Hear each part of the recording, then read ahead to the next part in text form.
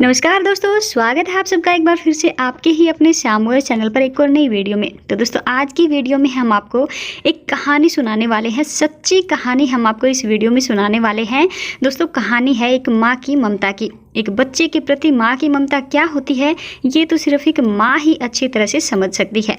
अगर हम मुर्गी के छोटे बच्चों को भी पकड़ने की कोशिश करेंगे तो वो मुर्गी के बच्चों की माँ भी उसके बचाव के लिए कूद पड़ती है।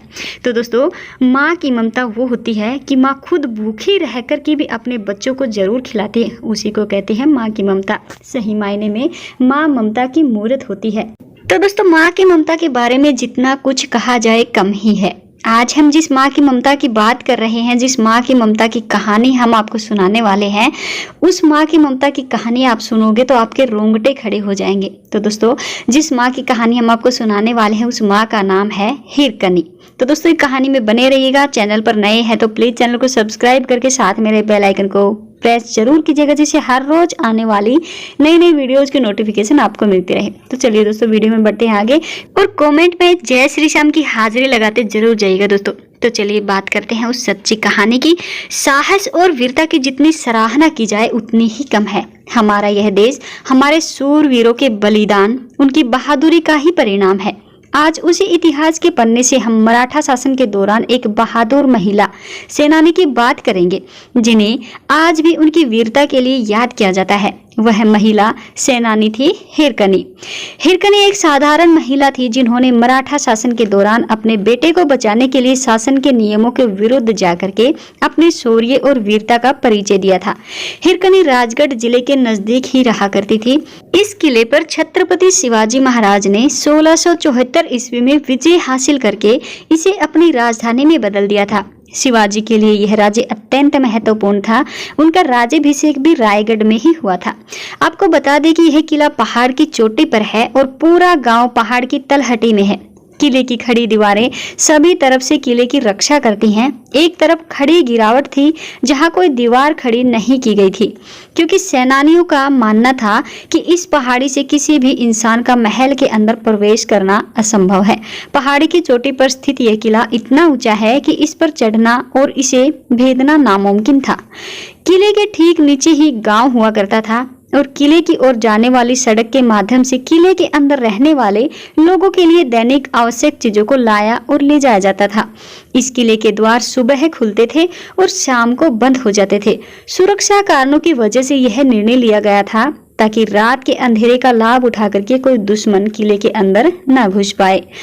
तो दोस्तों हिरकनी एक जो है दूध विक्रेता थी जो प्रतिदिन किले में रहने वाले लोगों के लिए बेचने के लिए ताजा दूध लेकर के आया करती थी। हर रोज सुबह मुख्य द्वार से आती थी और सूर्यास्त होने से पूर्व ही घर चली जाती थी। हिरकनी का एक छोटा सा बच्चा भी था जिसे वह घर पर अकेला छोड़ करके आया करती थी। अन्य दिनों की तरह उस दिन भी हिरकनी ग्राहकों को दूध बेचने के लिए किले के अंदर आई थी, लेकिन उस दिन उसका बच्चा अस्वस्थ था जिस वजह से वह उस दिन किले में देरी से पहुंची थी। सुबह उसको आने में देर हो गई थी। देरी से पहुंचने की वजह से उसका सारा ध्यान जल्दी जल्दी से दूध बेचने और किले से निकलने पर था, लेकिन वह दूध बेचने में इतनी व्यस्त हो गई थी जिस वजह से वह किले के निकास द्वार पर पहुंची तो किले का द्वार जो है बंद हो चुका था। वह अब बाहर जाने के लिए अपने बच्चे के पास जाने के लिए तड़फ रही थी और वो अपने बच्चे के पास जो है नहीं जा सकती थी। निकास द्वार पर देरी से आने वाले अन्य सभी लोगों की तरह हिरकनी को भी द्वार पर ही रोक दिया गया था, जिसके बाद हिरकनी ने निकास द्वार पर खड़े सिपाहियों से विनती की कि उसे बाहर जाने दिया जाए क्योंकि उसका बच्चा अस्वस्थ है और घर पर अकेला है, क्योंकि शिवाजी महाराज के सख्त आदेश थे कि सूर्यास्त के बाद दरवाजा नहीं खोला जाएगा।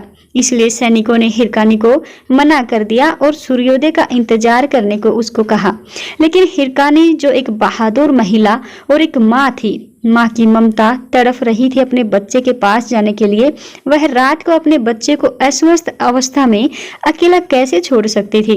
तब हिरकनी ने खड़ी गिरावट वाली पहाड़ियों के बारे में सोचा और घोर अंधेरे में किले से नीचे उतरने का फैसला उसने लिया।